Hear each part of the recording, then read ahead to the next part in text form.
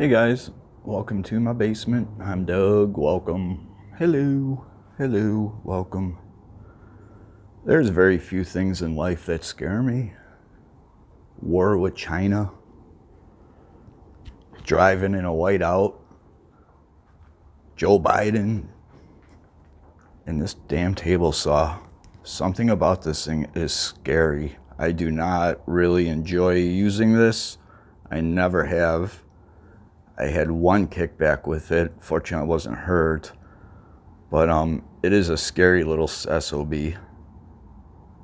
I generally don't even like using the fence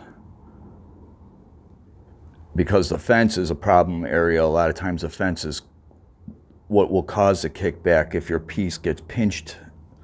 So it's a little bit safer, in my opinion, to run without a fence, but then you're going to struggle to get straight cuts. And this fence is terrible. I'll show you once we get set up here how bad this fence is. It locks down, and when you lock it down, the entire thing just goes, actually I think it goes to the left. It just shoots right over about a half an inch or so. It was sitting in my garage for 15 years. I bought this in actually 1999, and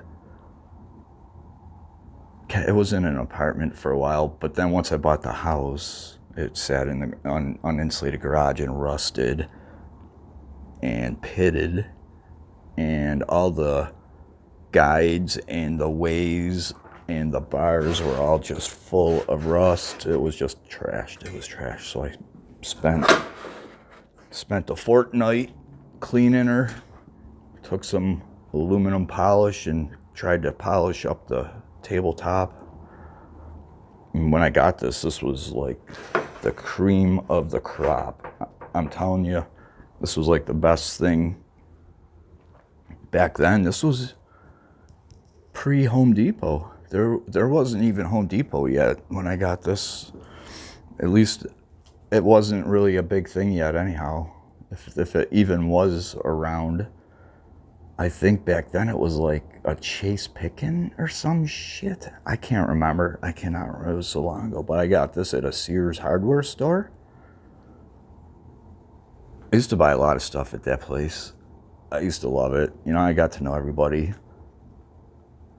Turn on the old Doug charm, and before you knew it, I was getting an employee discount on top of it and getting first crack at clearance items. And literally, I had built an entire shop out of the clearance stuff from that place. So people were awesome. I miss it. It was the best store in the world. They also did like scratch and dent there. And also it was a huge hardware store. It was the best. It was just a huge shame that it closed. This is one of my grabs out of there. And back then there really weren't a lot of other choices. There weren't a million names and tools like there are today. There were probably only 3, 4, maybe 5, just a handful of names and tools back then. Porter Cable, Jet, all the long timers, you know, Craftsman. I'm trying to think who else. You didn't really have a whole lot of choices. And they were expensive. It was like, I want to say 2 weeks pay. It was something like $300 back then. Yep, this was the baddest one. And even to this day, if you were to go and Google 3 horsepower, 10-inch table saw, they're expensive. They're expensive. There are not too many that are that powerful anymore. The Shopvac is another good example. I've got this at the same place and at the same time. 6.5 horsepower, and it's like, I can't explain it. It is way more powerful than my brand new Rigid, which is I think the same horsepower, supposedly. It's not. It is nothing compared to that. This thing is unbelievable. It'll just suck like crazy. It is, and it has a handheld blower too, which is sweet. It just detaches and you can walk around with it. Wicked powerful. And it's so old, I don't want to get rid of it. I was thinking of, it was all trashed. It was stinky. A bunch of stuff got moldy inside of it. But I cleaned her all up and she's still working good. But anyway, got all sidetracked. You know, I think they may have been fluffing the numbers a bit back then. But even my air compressor, it's like a 6 horsepower air compressor. If you tried to buy an air compressor now, you will not be able to find a 6 horsepower air compressor. It'll be $3,000. They're all like 1, 2, 1.5 horse, 2 horse at the most. So I don't know. I'm sure they were fluffing the numbers a bit. But anyway, I want to pimp this thing out. I got so sidetracked there. I still want to clean it a little better. I am half tempted to completely strip and paint this whole thing. The stand got all pitted and rusty. The outboard got all pitted and rusty. I tried to clean it with a nylon wheel and not like a nylon brush. I didn't like the results from that.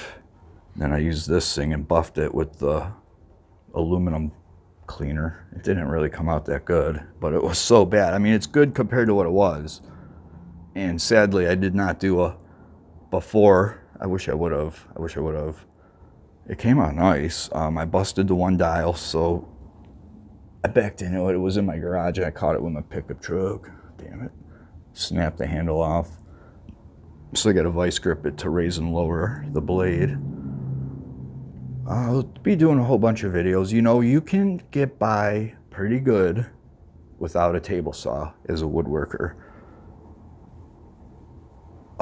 Jigsaw is a very good option. And a million times safer. I would rather use this any day of the week for cutting anything over this. One thing that you won't be able to really pull off with this are things like dados or grooves. Like you can groove out just like this. You can raise the blade up just a little bit, run your piece of wood over it a couple times and get yourself a nice groove. And you won't be able to do that with this. But as far as just cutting up sheet goods or other boards, this is the way to go instead of the table saw, in my opinion. And you can get very straight cuts with this by clamping down a straight edge. I use a 4-foot level and I C-clamp it to my board and just use it as a straight edge, and it runs, you know, just fine. It runs perfectly straight every time. And not fear for my life with this crazy thing. I don't know. But I have to use it. It sucks. I'm going to pimp it out though. I am going to build what they call a cross-cut sled. And I am also going to put some strips. I just have this for visual purposes. Some strip of wide, same as a strip of Delrin, and I will like countersink it. Where'd it go? I just dropped it. It's slippery. No. The stuff has like a natural lubricant. In industry, it's used quite often. And I don't know what it is. There's the chemical makeup of this makes it very slick. It's very slippery. It's hard to explain. It's just like so slippery. But anyway, I'm going to get some as wide as this fence, countersink the bolts, and smoothen this out, and also put the Delrin blocks in these grooves for the cross-cut sled. Generally use a miter, little miter thing. Give me 1 sec, I'll be right back. I'll pause you. Okay, well I can't find my cross-cut slide for it. It must still be in the garage. I'm sure it's in the garage somewhere. These are ones from the bandsaw. I don't even know what the hell this is from. I thought it was the one for this, but it's not. It's not the one for this. It doesn't go. But you get the idea. You know what I mean?